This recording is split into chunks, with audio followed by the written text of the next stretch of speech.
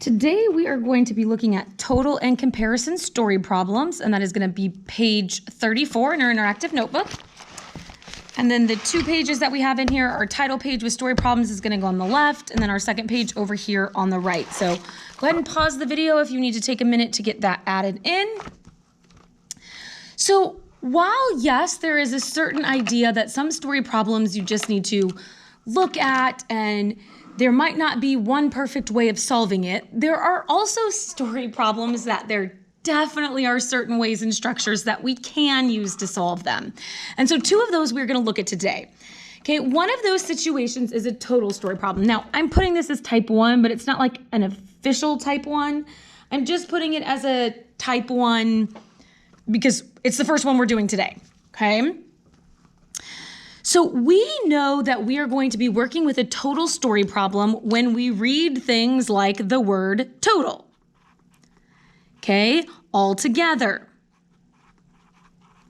Now, a bill is something that has a total, right? Because as much as I would love for them to take money off of my bill, it's not going to happen. So if we're dealing with a bill, that's a total. Okay, so if we look at this story problem here, I'm telling you it's a total, but these type of keywords we should be seeing show up.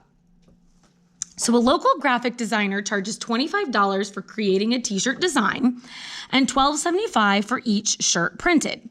If the math club has a bill totaling $216.25 for t-shirts for its members, how many members purchase shirts? Okay, so right away, hopefully it jumped out to us. I even have it bold here, but we're reading bill and total. That is the first thing that tells us we are dealing with a total story problem. Okay, so if we are dealing with a story problem, a total is always things being added up together. And so we know we want to use some type of format of blank plus blank equals blank, where this last blank over here is the total. Now, if there's 14 things being added up, we would need blank plus blank plus blank plus blank, right? Equals the total. Okay, the other big piece to understand with story problems is that in a story problem, anything that is happening per our unknown, okay, so whatever our variable is per our unknown is going to get the variable, the x, the s, the t, whatever we define it to be. So if we can decide what the story problem is asking for, anything that's happening per item is going to get that variable. So in this particular story problem, it's asking us how many members purchase shirts, which means what we're trying to find here, I'm going to make it be S maybe. I guess the number of shirts. Okay, that's what we're looking for. So if we know that this is a story problem, we automatically can jump to the fact that we want to do blank plus blank equals blank. Where in our last blank over here, we're putting a total. So the total of the story problem tells us that the total is $216.25, which means down here in our total blank, we are going to fill that in with $216.25. Okay, we also know that we are going to have to pay for the design. And we also know we are going to have to pay the $12.75 for the shirts. Now we'll notice this is $12.75 per shirt printed, right? That's our unknown. So anything that's happening per item gets the variable. Right, and that should make sense to us because if we buy 10 shirts, right, it'd be $12.75 times 10. That would be multiplication. And now that we have this set up, this is just something that we need to solve. Right, so these are held together with multiplication. Over here, it's held on with our addition or subtraction. So if we look in front, that's a positive 25. We will undo that with subtraction. Okay, so we'll take our $216.25 and we will subtract that 25 off, which will give us a $191.25. And then we will undo our multiplication with division.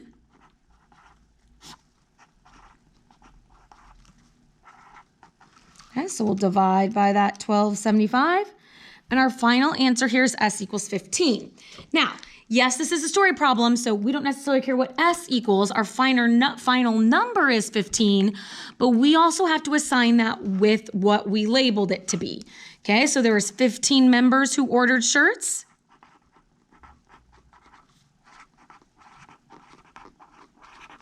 Or members got shirts, or however you want to sort of label or word that. Okay, so if we look at this next problem underneath, Alejandro has $145 to spend on clothes. He can get shirts for $8 and pants for $33 each. He purchased 4 shirts. How many pants can he purchase? Okay, so when we're looking in this, we're not seeing specifically the word total, altogether, or bill. So like most things, we might have to kind of choose our own words in this. Can we say Alejandro has $145 to spend in total? And that is exactly the case, right? This is the total money that he has. So that tells us right away, this is a blank plus a blank equals a blank. Where whatever our total is, this 145 is what we just identified, is going over here on the end. Okay, it tells us that he can get shirts for $8 and he can get pants for $33. So we know we're gonna have some shirts and we're gonna have some pants. It also tells us that he purchased 4 shirts. So I don't want to put a variable with the 8 because I know how many that is, right? That's an 8 times 4. 4 shirts at $8 a piece is 8 times 4. Okay, the problem is asking us how many pants can he purchase? So we're trying to find the number of pants. Well, that $33 is happening per pants, so that's what gets our variable. Okay, now we're ready to solve. So 8 times 4 gives us a 32. And we have our basic 2-step equation here. So we'll undo our positive 32 with a negative 32. Oops, 33p.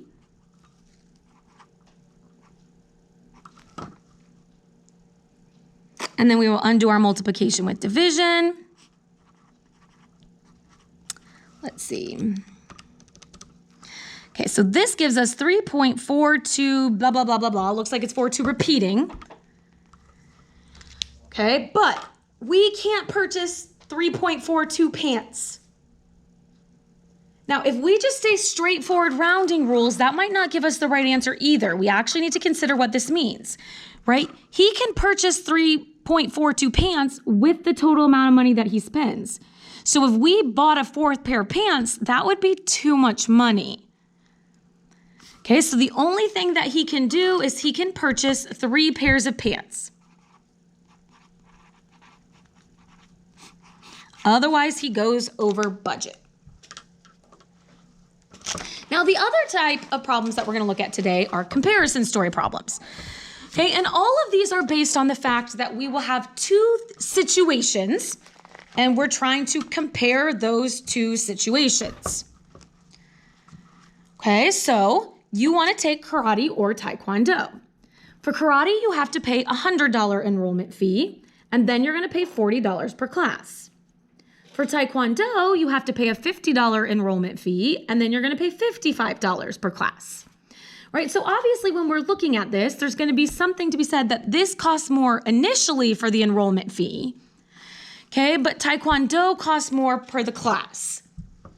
We want to give an explanation, so this isn't just a straightforward question, that's going to help us decide when one is cheaper versus the other. Okay, so we have 2 situations happening in this problem.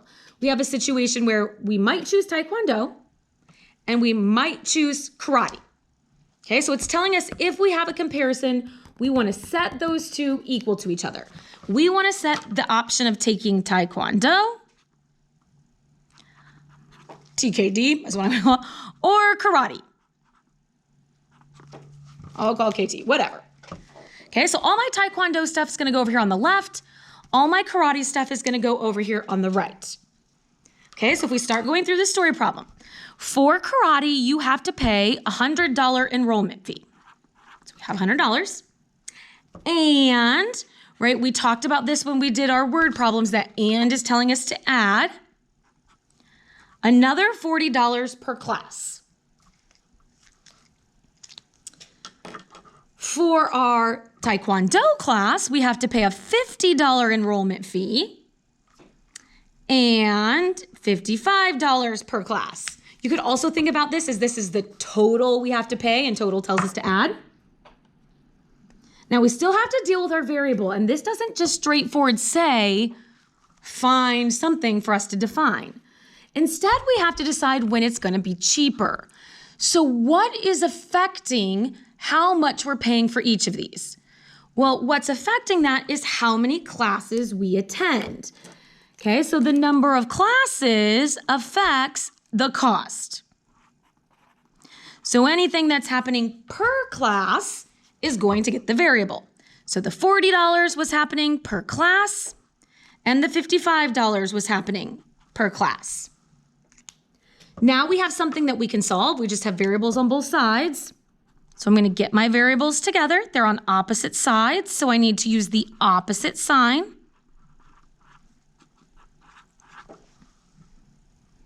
Okay, then I'll just solve a two-step equation.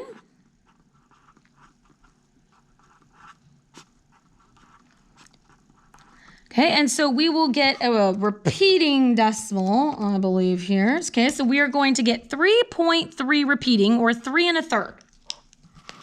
Can we attend 3 1/3 of a class? Well, no, we can't. So that's a problem, right? But that's not what the problem is asking us. It wants to know one is going to be cheaper versus the other. So if we could attend 3 1/3 classes, these would be equivalent. But we can't, right? That's not an option. So if we go to the fourth class, the enrollment fee now doesn't matter. We took care of that with the equation. So on our fourth class, would we rather spend $40 or $55? Well, I'd rather spend $40. So if we go to 4 or more, okay, then it's going to be cheaper for karate.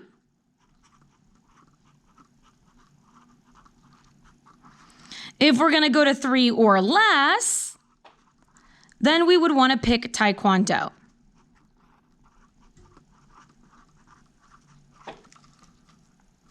So there's one more way, another way, I guess, that we could see these comparison story problems. Okay, so suppose you are going into business mowing lawns, right? You want to make some money, it's summertime, whatever, but you're going to need to purchase a lawnmower, so that's going to cost you $200. And then you're also going to have to pay for gas and oil, which is $1.50 per lawn. Right? You can't just tell people you're going to start mowing their lawns for $5 if it's going to cost you more gas than that. Okay, you're going to charge $15 per lawn. Now, if you invested $200 into that lawnmower, that first time that you get paid, right, you're not really making money, you're still paying off that lawnmower. Okay, so we have a comparison going on here. There's two situations. It might not seem like it, but we have a situation where we are spending money, and we have a situation where we are making money. And since it is a comparison, we're going to set those two equal together. What is this problem asking us to find? It's asking us to find how many lawns. So that's just straightforward given to us. I don't really like using L, so I'm just going to say X is number of lawns, number of yards. I guess I could use Y. Maybe that would have been better, but whatever. Okay, so you have to purchase a lawnmower for $200. So that's money we're spending. So that's going to go in our spend column. Gas and oil is also going to cost us $1.50 per lawn. So that's going under the spend column, right? It's in addition to, and it's happening per lawn, so it gets the variable. Okay, we are then going to charge $15 per lawn. So that's money we're making, and it's happening per yard, so it gets the variable. And now we have something that we can solve. So we have like terms we need to get together.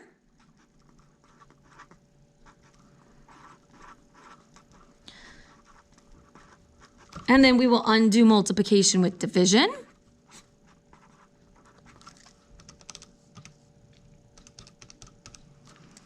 Okay, so we're getting a 14.81 equals X. Okay, so if we're talking about how many lawns we need to mow to break even, at 14.81, we've made enough money to pay off the lawnmower. It's not going to be until the 15th yard that we start making money on our own.